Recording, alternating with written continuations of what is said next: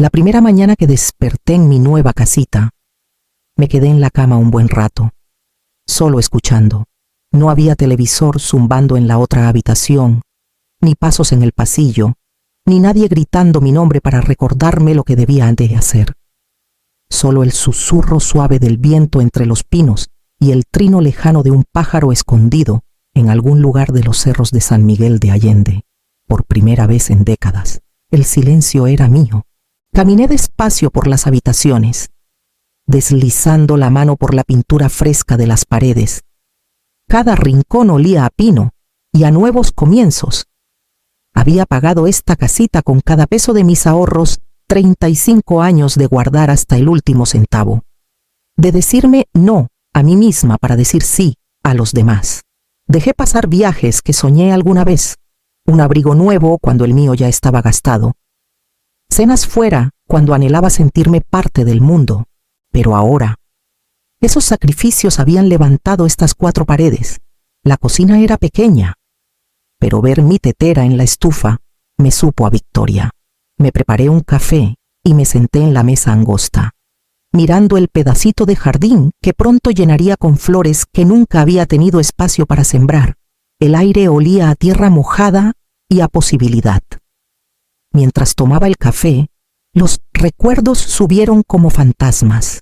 35 años de matrimonio habían significado poner primero la carrera de mi esposo, sus comidas, su comodidad, sus sueños. Luego, tras su partida, caí en el papel de ser útil para todos: mi hija, su esposo, sus hijos. Mi casa se convirtió en su conveniencia, mi tiempo en su derecho. Y en algún momento, yo misma me desvanecí. Ahora, de pie descalza en el piso de madera de mi casita, sentí algo moverse dentro de mí, algo que creía perdido: paz, pertenencia, una frágil libertad que estaba desesperada por proteger. No lo sabía aún, pero esa frágil libertad estaba a punto de ponerse a prueba mucho antes de lo que imaginaba. Estaba tarareando mientras desempacaba una caja de libros cuando mi celular vibró en la encimera. El nombre que parpadeaba en la pantalla era Adriana Solís. Mi nuera esperaba un felicidades cortés, tal vez un reconocimiento a medias del paso que había dado por mí misma, pero las palabras en la pantalla me dejaron helada. Prepárate. Llegaremos en 1 hora con 18 familiares. Cocina y alista las recámaras. Nos quedaremos una semana. Se me cortó el aliento. Las paredes que hace un momento eran mías de pronto parecían más pequeñas, como si se cerraran sobre mí. Leí el mensaje una y otra vez, esperando haberlo malentendido, pero no. La orden era clara.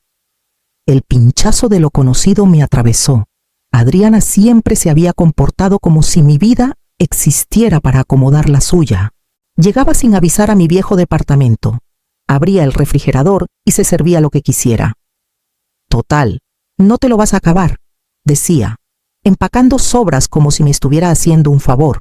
Una vez deslizó un reloj de oro que era de mi suegro en su bolsa, diciendo que era un recuerdo para los nietos. Cuando pregunté por él, se rió y dijo que seguro lo había perdido. Estaban los préstamos que nunca regresaron. Los fines de semana en que me decían nunca preguntaban que cuidara a sus hijos. Los comentarios sutiles sobre mis maneras pasadas de moda. Y cada vez me tragué las palabras, convenciéndome de que mantener la paz valía el costo de mi silencio. Pero esto era diferente. No era una visita. Era una invasión. Mi casita, mi primer refugio de verdad, estaba siendo reclamada antes de que pudiera siquiera asentarme. El café en la mesa se había enfriado, intacto, mientras mis manos temblaban alrededor del celular. Mi corazón latía con temor, pero en algún lugar dentro de mí, una chispa de algo más empezaba a formarse. En menos de 1 hora, mi santuario dejaría de ser mío. Los escuché antes de verlos: el crujido de las llantas en la grava, el portazo de las puertas, el coro creciente de voces que cruzaba el aire tranquilo como una tormenta acercándose. 3 camionetas enormes llenaron mi estrecho camino. y en cuestión de segundos, mi casita tranquila se llenó de gente. Los pequeños salieron primero, gritando de emoción, seguidos por adolescentes arrastrando maletas, y luego los adultos dando órdenes como si llegaran a un hotel en Cancún. Adriana estaba en el centro de todo, agitando los brazos como si fuera la dueña del lugar.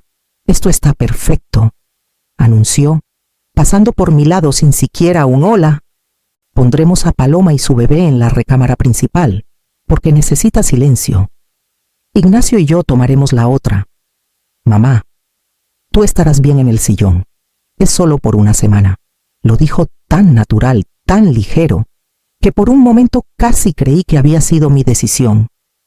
Me quedé clavada en el piso mientras desconocidos metían hieleras a mi cocina. Dejaban maletas en el tapete del pasillo y abrían puertas sin preguntar. Un chico gritó que no había wifi y otro se quejó del olor a pintura fresca. Por la ventana vi mi jardín, ese pedacito de tierra que soñaba llenar con flores y jitomates.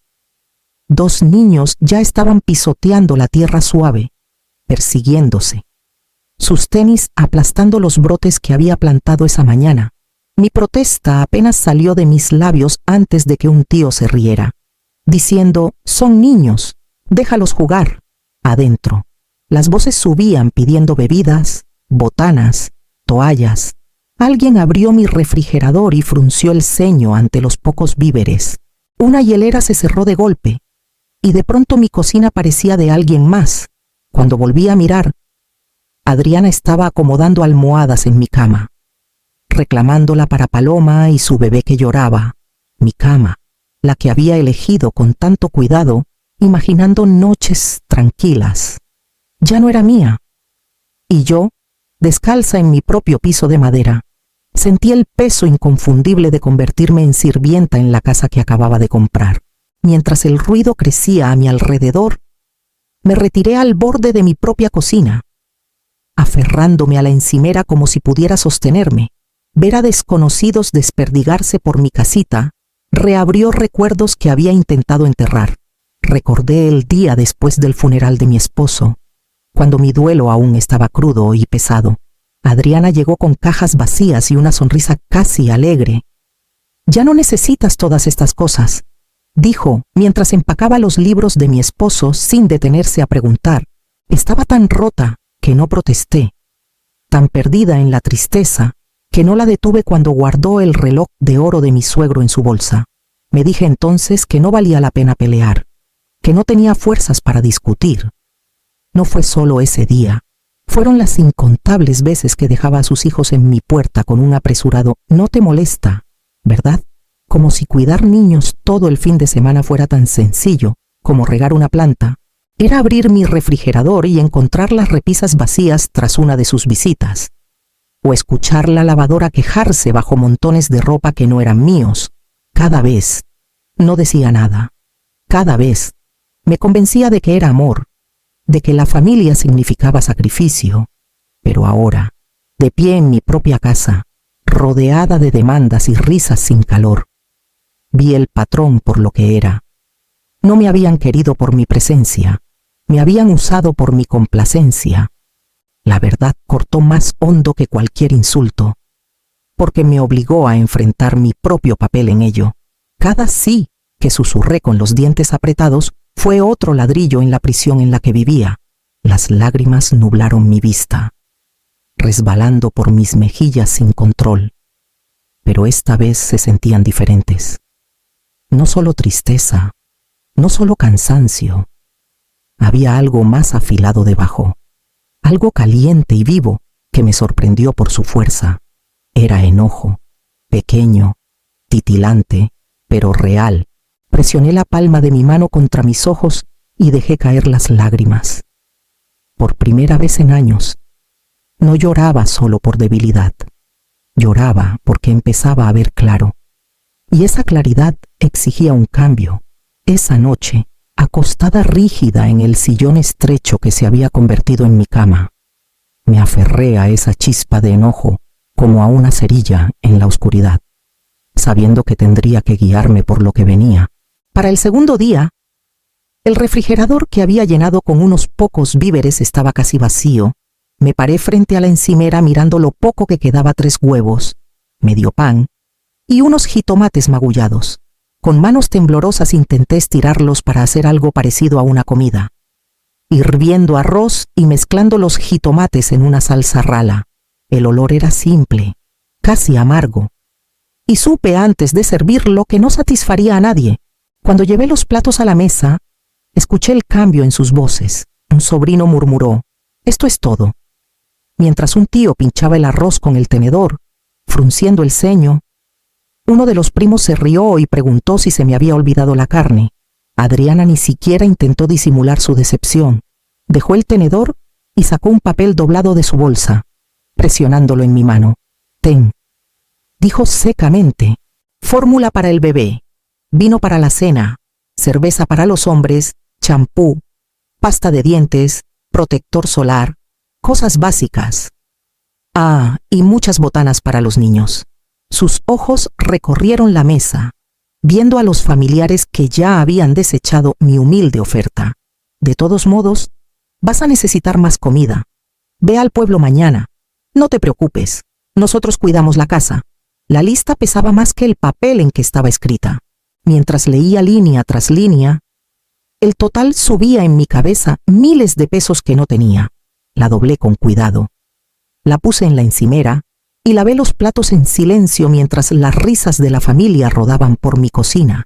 Esa noche, acostada en el sillón con una cobija delgada hasta la barbilla, escuché los ronquidos de 18 personas desparramadas por mi casa. Cada sonido me carcomía: el golpe de pasos en mi recámara, el portazo de un gabinete, el llanto leve de un bebé apagado por paredes que se suponía eran mías. La espalda me dolía contra los cojines disparejos, pero era mi pecho el que más sufría. Como si algo dentro de mí se estuviera rompiendo. En algún momento de esa oscuridad sin dormir, un pensamiento empezó a echar raíces. ¿Y si dejaba de interpretar el papel que me habían escrito? ¿Y si, en lugar de dar más, encontraba la forma de recuperar lo que era mío?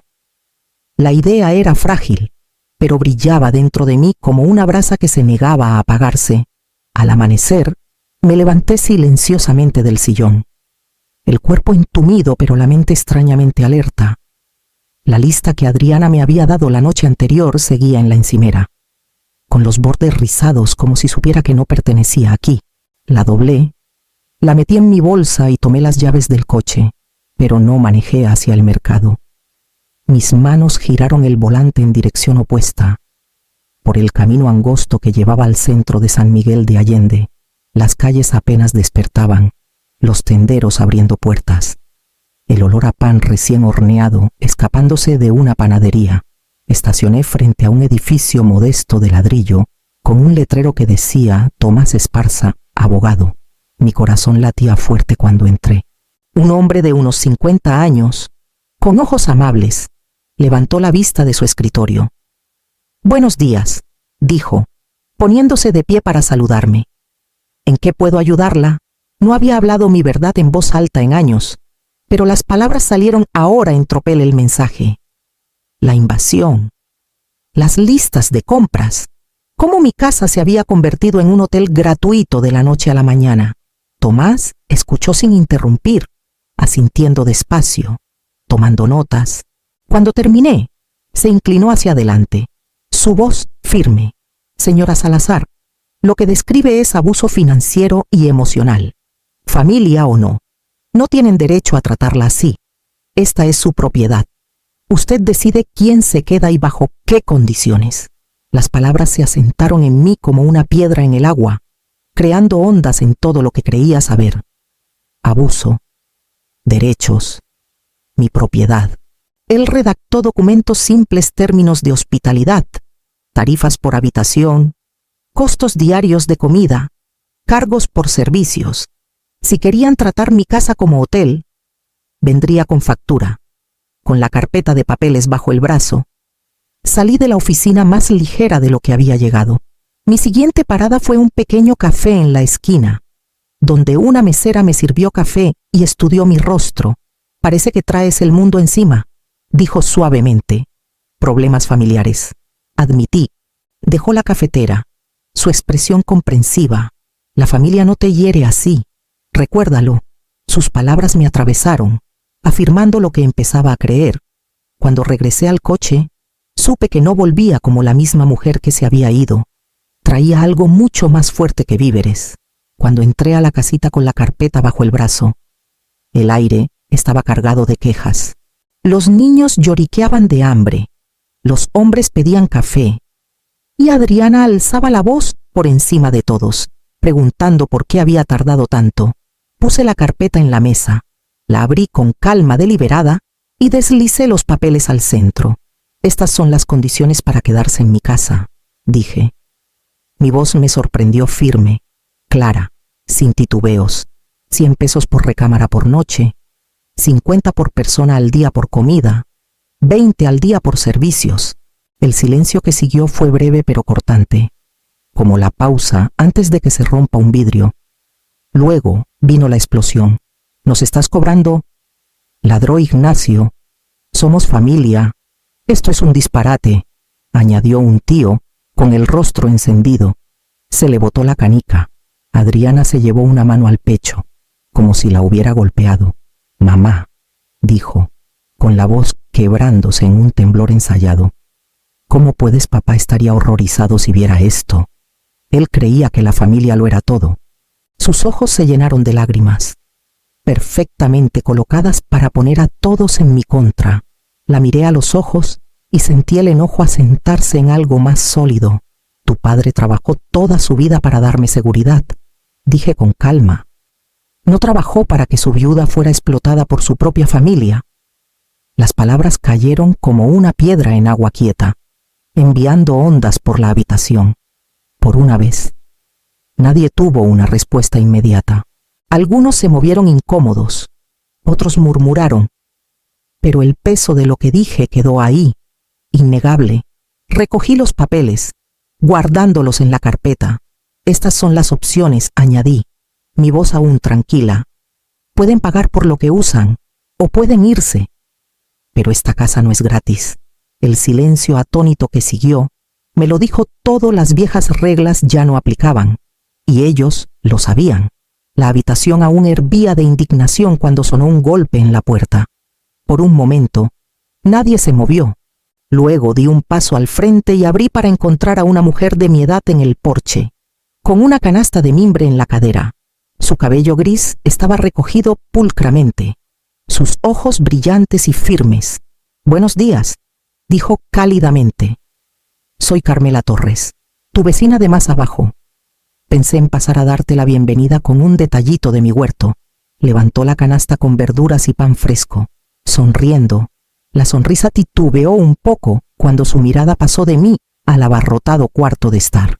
Sus ojos recorrieron las pilas de maletas, los niños inquietos, las caras molestas. Vaya, qué grupo, comentó, su voz aún amable pero con un toque de curiosidad. Espero que todos estén ayudando con los gastos. En mi familia, siempre ponemos de nuestra parte cuando visitamos. El efecto fue inmediato. Una ola de incomodidad recorrió la habitación. Ignacio tosió en su puño. Un tío murmuró algo por lo bajo. Las mejillas de Adriana se colorearon mientras forzaba una sonrisa que no llegó a sus ojos. Aproveché el momento, crucé la habitación, levanté la carpeta de nuevo y esparcí los papeles en la mesa. Como dije, les dije, mi voz firme. Estas son las condiciones, esta casa no es gratis. Tomé la lista que Adriana me había dado, la que exigía fórmula, alcohol y artículos de aseo, y la rasgué limpiamente por la mitad. El sonido cortó el silencio como cuchillo. Tiré los pedazos a la basura. El asentimiento aprobador de Carmela me dio fuerza. A mi alrededor, la familia se movió inquieta, su confianza previa resquebrajada. Por primera vez desde que llegaron, vi vacilación en sus rostros. El viaje gratis había terminado, y ellos lo sabían. Las discusiones se convirtieron en murmullos, luego en charlas a puerta cerrada en las que no me invitaron. Al fin, Adriana dio un paso adelante. Con esa falsa autoridad que siempre blandía, Hemos decidido, dijo. 200 pesos por todos nosotros. 2 semanas. Eso debería ser más que justo. Casi me reí. 20 personas. 2 semanas. 3 comidas al día. Servicios al límite. Y lo llamaban justo. Crucé las manos en la mesa y respondí con calma. 200 pesos cubren dormir en el piso, una comida al día y nada más. Cualquier otra cosa se cobra según las tarifas que les di. Jadeos llenaron la habitación. Sillas rechinaron. Voces se agudizaron. Maldiciones volaron. Ignacio murmuró que era codiciosa. Un tío gritó que había perdido la cabeza. En medio de todo, el rostro de mi hija Rosalía se desmoronó y lanzó su arma final, la culpa. Has destruido a tu familia. Lloró, todo por dinero. La miré. A la niña que crié, a la mujer que ahora estaba con extraños contra su propia madre. Mi corazón dolió, pero mi voz fue firme. No he destruido nada. He encontrado mi dignidad. Eso fue el fin. Las maletas fueron arrastradas. Los niños fueron llevados a los autos. Las puertas se cerraron con furia. Los motores rugieron, y una por una, las camionetas rodaron por el camino de grava, dejando atrás huellas de lodo, migajas y el destrozo de mi jardín. Me quedé en la puerta mucho después de que el polvo se asentara. Mi casa, al fin silenciosa, era un silencio desnudo, pesado con el caos que dejaron, pero debajo de él sentí algo inesperado, no pérdida, no arrepentimiento, alivio. El silencio se sintió como una puerta abriéndose, no cerrándose, y supe que lo que venía después sería mío. La casa era un desastre cuando se fueron migajas esparcidas en el piso, huellas de lodo en el tapete, platos amontonados en el fregadero. Pero mientras fregaba, barría y ponía las cosas en orden. Cada tarea se sentía menos como una carga y más como un acto de recuperación. Con cada plato que lavaba y cada silla que enderezaba, estaba retomando lo que era mío. Para la tarde, las habitaciones estaban de nuevo tranquilas y limpias. Abrí las ventanas, dejando que el aire fresco barriera el olor rancio de demasiados cuerpos en un espacio pequeño. La calma que siguió fue como un bálsamo. Un golpe en la puerta me sobresaltó, pero solo era Carmela, con una olla de guisado en las manos y esa sonrisa suya tan firme. Parece que te vendría bien una comida de verdad, dijo. La invité a pasar, y nos sentamos en la mesa a compartir comida que, por primera vez, no me fue exigida sino ofrecida libremente. En los días siguientes, otros vecinos aparecieron. Don Ramiro, de más abajo, trajo esquejes para mi jardín y ofreció ayudar a reparar las filas pisoteadas. Otra mujer llegó con huevos frescos. Su amabilidad era sencilla, sin presiones, nacida del respeto y no de la expectativa. Pasé las mañanas replantando mis jitomates, las tardes pintando la cerca y las noches en el porche con una taza de té. El cielo brillando rosa mientras el sol se hundía tras los cerros. Poco a poco, el dolor dentro de mí se aliviaba. Me di cuenta de que no necesitaba una casa llena de gente para sentirme conectada.